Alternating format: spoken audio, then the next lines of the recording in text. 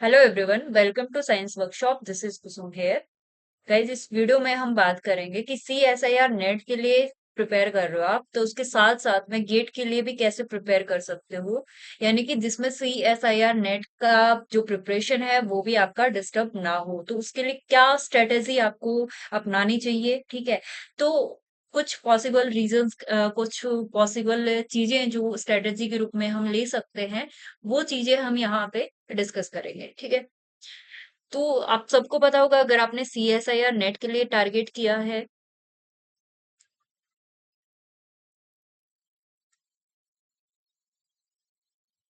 अगर आपने CSIR net दिसंबर 2024 के लिए टारगेट किया है, तो आपको पता है कि इसमें 13 यूनिट्स आपका सिलेबस में है। लाइफ साइंस के लिए मैं बात कर रही हूँ यहाँ पे। और साथ ही साथ GA का पोर्शन आता है, यानी जनरल एप्टीट्यूड का पोर्शन इसमें आता है, और टोटल मिला के आपके 200 मार्क्स का जो है वो पेपर होता है। ठीक है, इतना इन्फॉर्मेशन आप सबको होगा। अगर आपने सोचा है कि CSIR नेट के साथ में हम गेट का भी प्रिपरेशन करना है हमको, ठीक है, तो आप क्या कर सकते हो।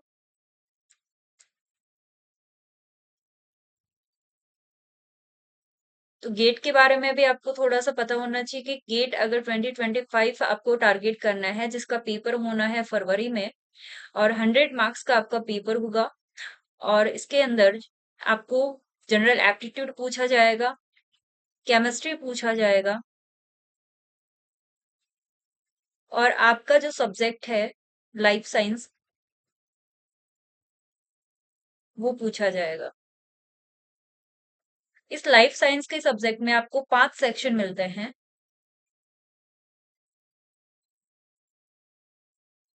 5 सेक्शन कौन कौन से? Biochemistry, biochemistry, zoology, botany, microbiology, और फूड टेक्नोलॉजी। ठीक है, इसमें आपको 5 सेक्शन मिलते हैं। ये अगर आपने फॉर्म में नहीं भरा है तो भी, मतलब भरना नहीं होता है, ये 500 सेक्शन में से कोई 2 सेक्शन आपको करके आने होते हैं। मान लो आपने बायोकेमिस्ट्री और जूलॉजी सेक्शन के लिए प्रिपरेशन किया और ये चूज करके वहां पे 2 सेक्शन के क्वेश्चन करके आ गए, जो कि एक सेक्शन 30 मार्क्स का होगा और ये एक दूसरा सेक्शन 30 मार्क्स का होगा, यानी आपका टोटल जो सब्जेक्ट आता है वो 60 मार्क्स का आ जाता है लाइफ साइंस का। ठीक है, आप बायोकेमिस्ट्री या जूलॉजी के अलावा मतलब कोई भी 2 सब्जेक्ट चूज कर सकते हो। जूलॉजी बॉटनी कर सकते हो, बॉटनी माइक्रोबायोलॉजी कर सकते हो, माइक्रोबायोलॉजी या फूड टेक्नोलॉजी, मतलब कोई भी 2 सब्जेक्ट चूज करने होते हैं इन दोनों, इन पांचों में से।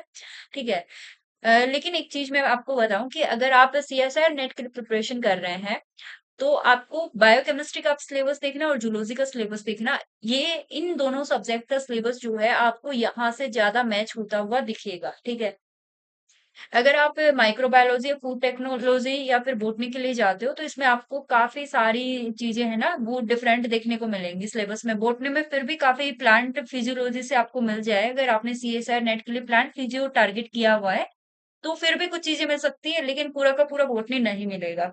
लेकिन मैक्सिमम जो सिलेबस मैच हो सकता है वो बायोकेमिस्ट्री और जूलॉजी का हो सकता है। ओके,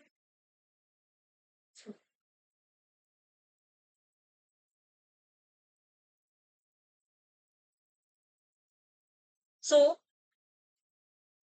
अगर आपके पास में सितंबर से लेके नवंबर, यानी 3 महीने आपके पास में CSIR नेट के लिए हैं,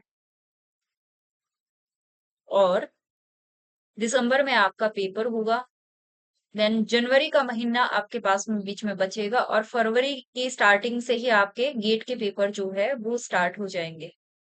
ठीक है, तो अब आप कैसे प्रिपेयर कर सकते हो CSIR नेट और गेट के प्रिपरेशन को साथ में कैसे कर सकते हो।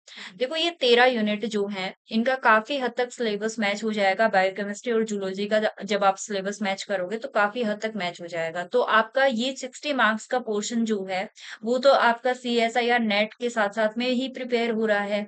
इसके अलावा यहाँ पे जो जनरल एप्टीट्यूड आता है वो 15 नंबर का आता है, और CSIR नेट में जो जनरल एप्टीट्यूड आता है वो 30 नंबर का आता है। तो आप CSIR नेट के लिए जनरल एप्टीट्यूड तैयार कर ही रहे हो, ठीक है, नहीं कर रहे हो तो भी कर लो भाई, क्योंकि जनरल एप्टीट्यूड अच्छा खासा नंबर देके जाता है, 30 मार्क्स देके जाता है, जो कि काफी वेटेज रखता है, मतलब अगर आपके सिलेक्शन कराने के अंदर। अगर आप डेली एक क्लास रोज करते हो, मतलब कोई भी टीचर की कोई भी क्लास, या फिर क्लास की जगह हम टॉपिक बोल लें कि कोई भी टॉपिक के क्वेश्चन आप एक दिन में प्रैक्टिस करते हो, देन आप 3 महीने में काफी सारे टॉपिक या फिर प्रैक्टिस कर पाओगे। लगभग मैक्स ज्यादा नहीं तो 1 घंटा जो है वो जनरल एप्टीट्यूड को आप दे दो। 1 घंटा जनरल एप्टीट्यूड को दे दो, अगर आपका जनरल एप्टीट्यूड का पोर्शन जो है वो अच्छा नहीं है तो, ठीक है। तो इसमें आपके यहाँ पे CSIR नेट के लिए जनरल एप्टीट्यूड भी तैयार हो जाएगा, और यहाँ पे गेट में जो जनरल एप्टीट्यूड लगभग सेम ही आता है, ठीक है, तो वो भी तैयार हो जाएगा, ठीक है। तो आपको अलग से क्या पढ़ना होगा, आपको अलग से गेट के लिए केमिस्ट्री पढ़ना होगा, ठीक है। सितंबर से नवंबर तक आप CSIR नेट के लिए ये 13 यूनिट में से आप जितने भी यूनिट टारगेट करो, कम से कम 9, 10, 11, इनमें से कोई नंबर यूनिट टारगेट कर सकते हो, यानी या तो 9 या फिर 11, इससे ज्यादा भी कर सकते हो अगर आप कर पाते हो तो, ठीक है, अगर आपके पास में टाइम की अवेलेबिलिटी होती है तो। लेकिन इससे कम बिल्कुल मत करना। तो यहाँ पे आप सितंबर और अक्टूबर ऑलरेडी, मतलब आपने थोड़ा बहुत तो करके रखा ही होगा, कुछ यूनिट आपकी हो भी गई होंगी, ठीक है। तो सितंबर और अक्टूबर में और नवंबर के हाफ तक, यानी 15 नवंबर तक जो है आपको पूरा कंप्लीट सिलेबस, जितना आपने यूनिट टारगेट किया है, सारा का सारा सिलेबस कवर कर लेना है। और उसके बाद में जो 15 नवंबर से 30 नवंबर तक सिर्फ रिवीजन करना है आपको इन सब का, और जनरल एप्टीट्यूड तो आपका साइड बाय साइड चल ही रहा है, ठीक है। तो इस तरह से क्या हो जाएगा, आप जब दिसंबर तक पेपर दोगे CSIR नेट का, तब तक आपका ये लाइफ साइंस का पोर्शन और जनरल एप्टीट्यूड का पोर्शन अच्छे से हो चुका होगा, और CSIR नेट के लिए टारगेट कर रखा है, तो सिलेक्शन होने के चांसेस भी रहते हैं। तो अभी यही सिलेबस जो आपने अभी किया है वो गेट में भी आपके काम आएगा। यहाँ पे जनरल एप्टीट्यूड लगभग सेम मिलेगा आपको, और ये सब्जेक्ट का जो सिलेबस है वो भी सेम मिलेगा, ठीक है। अब हमारा बच गया केमिस्ट्री। केमिस्ट्री आता है 25 मार्क्स में यहाँ पे गेट में। तो 25 मार्क्स में आता है, तो पूरी तरह से छोड़ के तो बिल्कुल नहीं जा सकते इसको। तो छोड़ के नहीं जा सकते, तो हमारे पास में जब दिसंबर में पेपर हो जाएगा हमारा CSIR नेट का, उसके बाद में दिसंबर के मिड में अगर हो जाता है तो आपके पास में अच्छा खासा टाइम बच जाता है। लेकिन फिर भी हम अगर मान लो दिसंबर के लास्ट में होता है, ठीक है, तो भी हमारे पास में क्या होता है, जनवरी का महीना होता है, और फरवरी में तो गेट का पेपर होता ही है ना।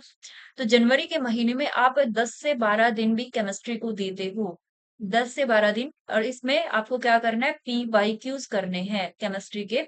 जो भी गेट के प्रीवियस ईयर पेपर के जितने क्वेश्चन आए हुए हैं केमिस्ट्री के, वो क्वेश्चन देखना, और उनमें से सबसे ज्यादा जो इम्पोर्टेंट जो टॉपिक्स आपको लगे कि जहां से सबसे ज्यादा क्वेश्चन पूछे जाते हैं, उस टॉपिक को ठीक से पढ़ के जाना, ठीक है।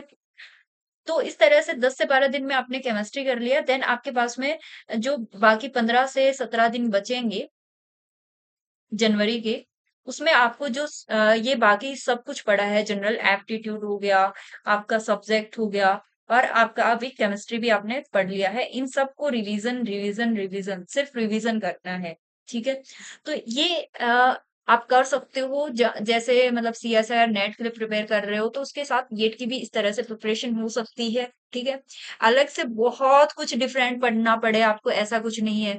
हाँ, उस टाइम हो सकता है जब आप फूड टेक्नोलॉजी को प्रेफर कर लो, या फिर माइक्रोबायोलॉजी को प्रेफर कर लो, उस टाइम पे आपको पूरा का पूरा सिलेबस आपको डिफरेंट ही मिलेगा, बहुत कम जो है उसमें कॉमन चीजें देखने को मिलेंगी। लेकिन मैं आपको प्रेफर नहीं करूंगी, मैं आपको रिकमेंड करूंगी कि आप बायोकेमिस्ट्री और जूलॉजी का सिलेबस देख के आप इनको चूज कर सकते हो, और साथ ही साथ बोटनी भी इसमें ऑप्शन में आ जाता है। लेकिन माइक्रोबायोलॉजी या फूड टेक्नोलॉजी अगर आपने कभी लाइफ में पढ़ी नहीं है तो बिल्कुल टारगेट मत करना।